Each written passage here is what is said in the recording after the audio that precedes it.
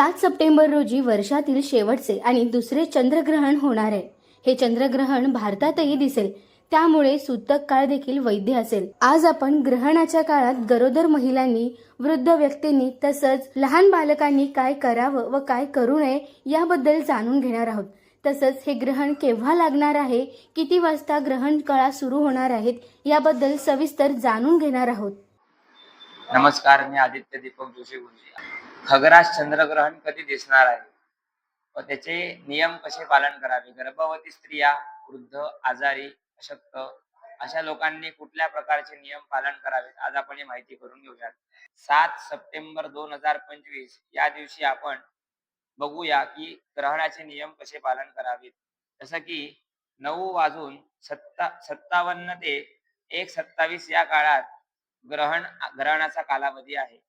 तर बाल, वृद्ध, आजारी, अशक्त व्यक्ती व गर्भवतींनी सायंकाळी 4:15 पासून ग्रहणाचे वेध पाळावेत. ग्रहण पर्व काळ म्हणजे रात्री 9:57 ते 1:27 या काळात पाणी पिणे, झोपणे, मलमूत्रोत्सर्ग ही कर्मे करू नयेत. त्याच्यामध्ये मुंबई येथील ग्रहण स्थिती कशी असणार आहे व पूर्ण आपल्या महाराष्ट्रातली ग्रहण स्थिती कशी असणार आहे. स्पर्श जो आहे 21:57 होणार आहे आणि मोक्ष जो आहे 25:27 संपणार आहे. तर ग्रहण दिसणारे प्रदेश भारतासह संपूर्ण आशिया खंड, आफ्रिका खंड, संपूर्ण Europe, Australia, New Zealand, Norway, Antarctica या प्रदेशात ग्रहण दिसेल. हे ग्रहण भारतात सर्वत्र दिसणार आहे. पुण्यकाल कधी? ग्रहण स्पर्शापासून मोक्षापर्यंतचा काळ पुण्यकाळ आहे. वेधारंभ हे ग्रहण रात्रीच्या दुसऱ्या प्रहरात सुरू होत असल्याने 3 प्रहर आधी म्हणजे दुपारी 12:37 पासून ग्रहण मोक्षापर्यंत वेध पाळावेत. वेद काळात स्नान, देवपूजा, नित्यकर्मे, जपजाप्य, श्राद्ध ही कर्मे करता येतील.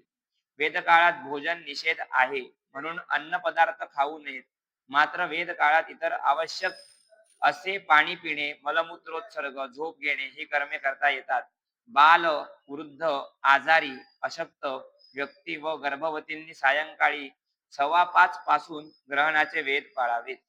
ग्रहण पर्व काळ म्हणजे रात्री 9:57 ते 1:27 या काळात पाणी पिणे, झोपणे, मलमूत्रोत्सर्ग ही कर्म करू नयेत. ग्रहणातील कृत्ये: ग्रहण स्पर्श होताच स्नान करावे. पूर्व कालामध्ये देवपूजा, तर्पण, श्राद्ध, जप, होम, दान करावे.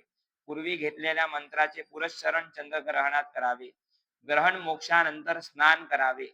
ग्रहण कालामध्ये पर्व कालामध्ये झोप, मलमूत्रोत्सर्ग, अभ्यंग, भोजन व कामविषय सेवन ही कर्मे करू नयेत. अशौच असता ग्रहण कालात ग्रहण संबंधी स्नान दान करण्यापुरती शुद्धी असते.